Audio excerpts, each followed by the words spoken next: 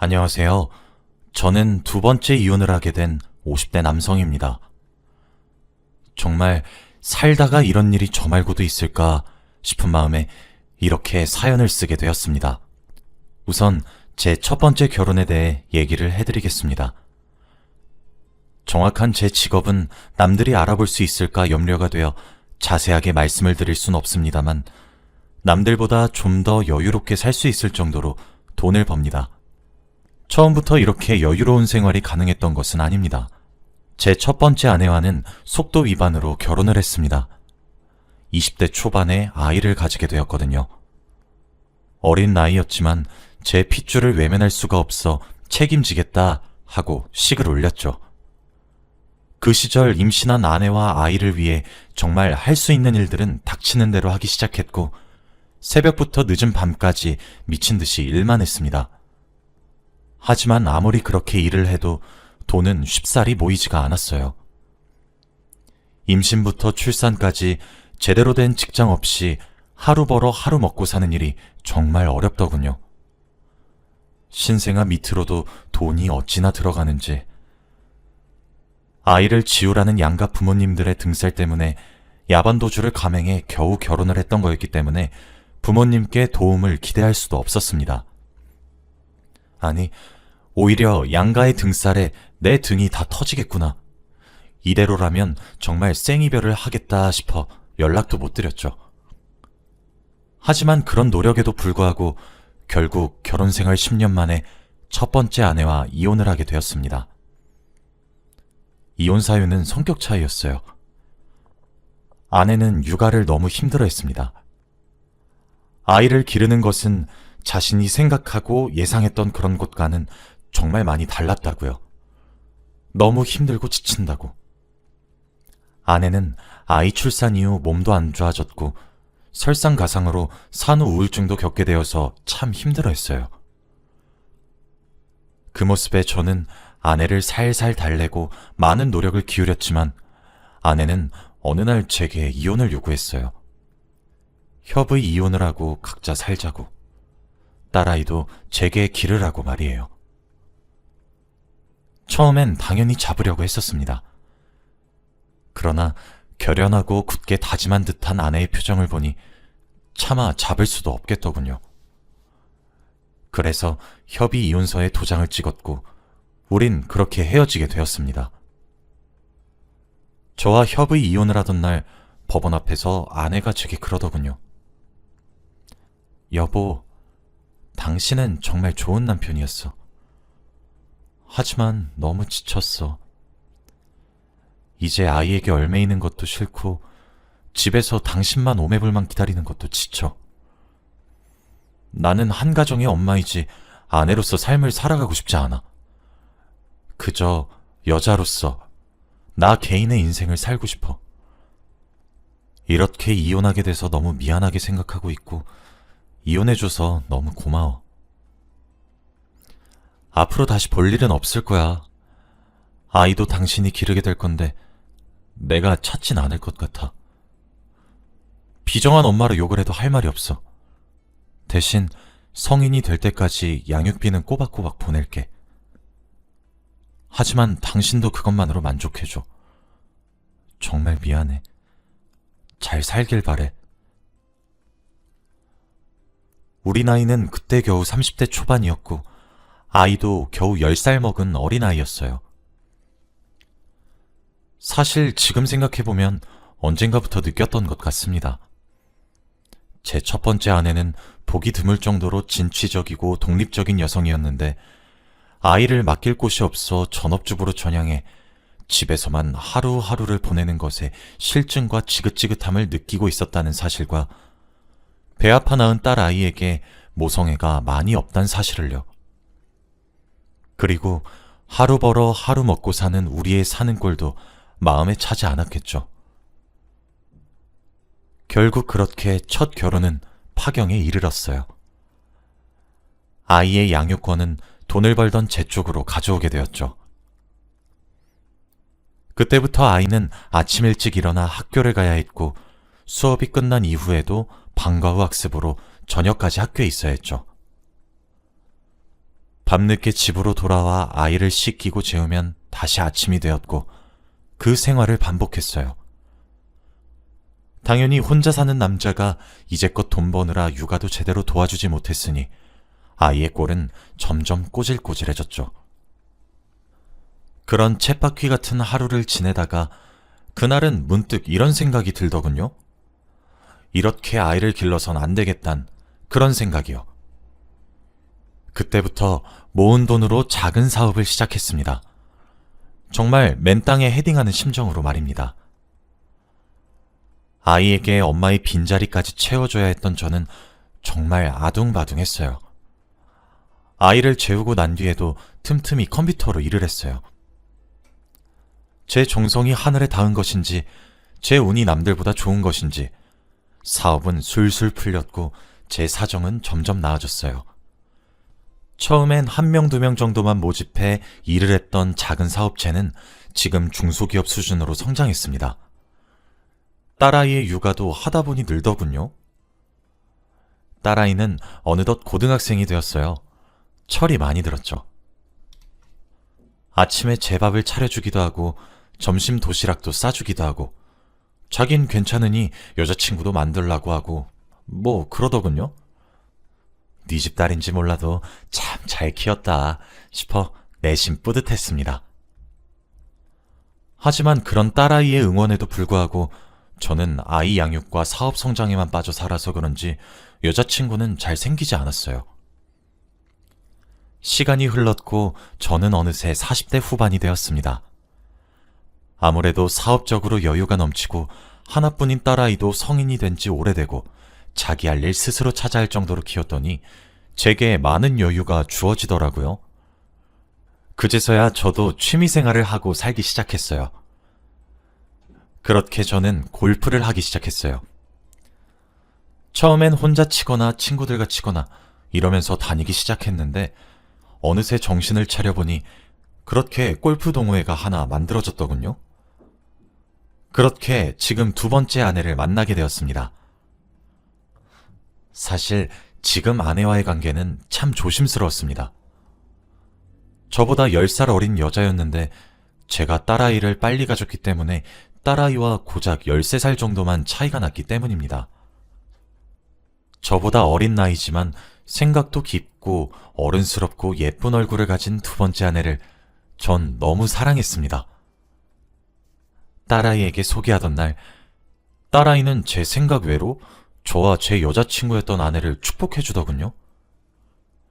그날 딸이 아내에게 그러더라고요. 사실 당장은 어머니라고 불러드릴 수는 없습니다. 아무래도 제게 아직 어색하기도 하니까요. 하지만 시간이 지나면 더 살갑게 대하도록 노력할게요. 그때까지 잘 부탁드려요. 저희 아빠랑 행복하게 사시길 바랄게요. 아빠, 축하해요. 해맑게 웃으며 제 사랑을 응원해주는 제 딸아이에게 얼마나 큰 감사함을 느꼈는지 모릅니다. 두 눈이 시큰한 것이 꼭 눈물을 쏟을 것 같았죠.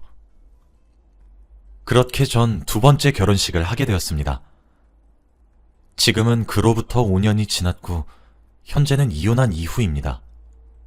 이제부터 그 기막힌 이야기를 들려드릴게요. 51살이 되던 올해 딸아이는 28살이 되었어요. 그리곤 제게 결혼하고 싶은 사람이 생겼다며 한 남자를 데려왔죠. 딸아이가 연애를 한다는 사실은 알고 있었지만 벌써 제 품을 떠나간다 생각하니 너무 씁쓸하고 섭섭하더군요. 결혼에 대해 제가 회의적인 반응을 보내자 딸아이는 오히려 신혼집도 근처에 구해서 자주 올 거니 유난이라며 깔깔 웃어댔어요. 딸아이가 데려온 예비사위는 딸아이보다 5살 연상의 남자여서 33살이었죠. 그래도 지금 저와 아내의 상황은 조금 특수하잖아요? 33살의 사위와 41의 장모님이란 관계가 쌍방으로 부담스러울 법도 한데도 잘 지내려고 하더라고요. 그렇게 노력해주는 아내의 모습이 어찌나 사랑스러웠는지 모릅니다. 양가 상견례도 마쳤고 성공적으로 끝이 났습니다. 저희 가정의 색안경을 쓰셔도 할 말이 없었는데 사돈댁에서도 아이를 너무 바르고 곱게 키우셨다며 칭찬해 주셨고, 서로 오가는 덕담 속에 결혼식에 대한 문제 또한 순조롭게 해결이 되었어요. 하나뿐인 딸 아이가 가는 시집이라 저는 정말 과할 정도로 모든 것들을 다 해주고 싶었습니다. 그렇게 성공적으로 결혼을 위한 단계를 차근차근 밟아나가는 듯 했습니다. 하지만 행복은 아주 잠깐이었어요. 제가 정말 기가 막힌 일을 겪게 되었거든요. 그날은 딸아이의 혼수를 사기 위해 백화점에 있었던 날이었습니다. 딸아이에게 전화가 오더군요. 저는 기쁜 마음으로 전화를 받았어요.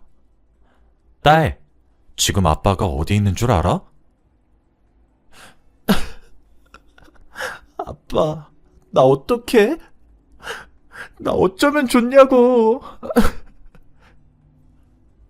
심장이 덜컥 내려앉았고 저는 딸아이에게 무슨 일이냐고, 왜 우냐고 추궁하기 시작했습니다. 딸아이의 설명은 제가 뒷목 잡기에 아주 적절했습니다. 그날 딸아이는 회사에 반차를 내고 집에 아주 일찍 들어왔답니다. 저와 아내를 놀래켜주기 위해서요. 결혼하기 전에 저와 아내와 함께 시간을 많이 보내고 싶었기 때문이었죠. 그런데 문을 열고 들어가니 현관에 아주 익숙한 남자의 신발이 보였고 딸아이는 생각했습니다. 뭐야? 헐, 우리 자기도 우리 부모님한테 깜짝 효도하러 왔나봐. 라고 말이에요. 신이 난 딸은 헐레벌떡 뛰어들어가 아주 충격적이고 역겨운 상황을 목격하게 되고 말았습니다. 딸아이와 눈을 마주치고 식겁한 새엄마의 외침과 다급히 붙잡는 예비 신랑의 소리치고 그 길로 집을 나와 제게 전화를 걸었던 거였죠. 저는 혈압이 오르는 듯한 느낌이었고 그 길로 차를 타고 집으로 향했습니다. 딸아이에게도 집으로 오라고 했죠. 자기들도 찔리는 구석이 많았던 것인지 이미 자리를 뜨고 없더군요. 연락을 해도 둘 다 받질 않았고 말이죠. 안방에 남겨진 흔적을 보니 아마 제 딸아이에게 들키자마자 제가 집으로 부랴부랴 돌아올 거라고 예상했는지 아주 간단한 짐을 싸서 나간 모양으로 보였어요. 그리고 며칠 지나니 둘이서 손을 꼭 잡고 집으로 돌아왔더군요. 그 꼴을 보는 저와 딸의 속은 뒤집어지는 줄 알았는데 말입니다. 그리고 하는 말이 뭐냐면 제 아내가 임신을 했다고 합니다. 41의 나이에 말입니다. 그런데 병원에 가서 검사를 해보니 저와 예비사위 둘 중 한 명이 아이의 아버지라고 하더군요.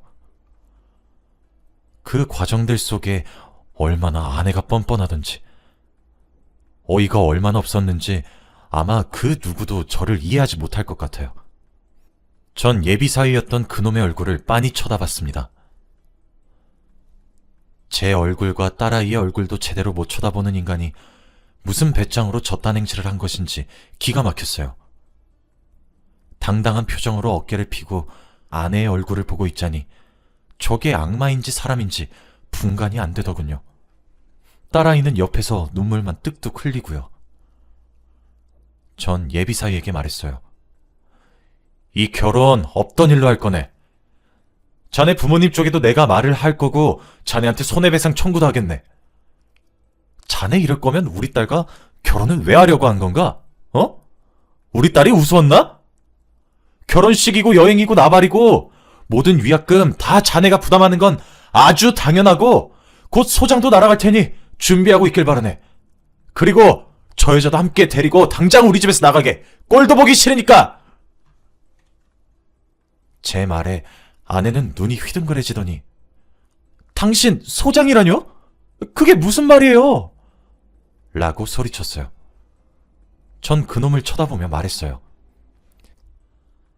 예비 장모랑 아무리 8살밖에 나이 차이가 나지 않는다곤 하지만 적당한 선이란 게 있는 법이야. 니들이 뭘 잘했다고 지금 우리 앞에서 큰소리를 내? 당장 내 집에서 안 나가? 당신도 뭐? 임신? 그래, 애를 낳든 지지고 볶고 살든 당신 마음대로 해. 내일 당장 법원 가서 이혼소송 소장 날릴 거고 니놈한테도 상간자 소송 날릴 테니까 위자료도 알아서 각각 준비하고. 어디 인간 같지도 않은 짓거리를 하고 다닌 주제에 사람 흉내를 내려들어? 제 불같은 호통에 아내와 예비 사이는 넋이 나간 채로 저희 집에서 나가게 되었습니다. 두 사람이 빠져나간 거실에 저와 딸만 남았고 저희 둘 사이엔 정막이 흐르기 시작했어요. 수빈아, 내가 미안하다. 내가 널 볼 면목이 없다. 다 나 때문이야. 다 내 죄야. 내가 저 사람을 만나지만 않았으면